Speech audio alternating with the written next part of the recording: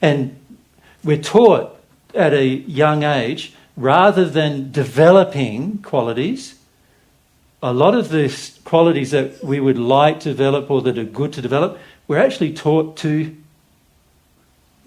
suppress them, right?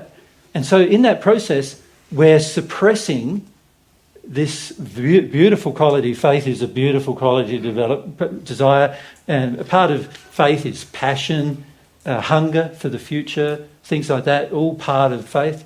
And beautiful qualities to develop from a human perspective, because they'll motivate you to get things done in your future, and also to desire things that are beyond your own imagination right now. That's the quality of faith. It's a beautiful quality, and yet we're suppressing it right, soon after birth, where it's getting suppressed. So you can see that's the reason why sometimes it feels like I've got some things in me, but they're so buried in there that getting them out again is going to be an issue.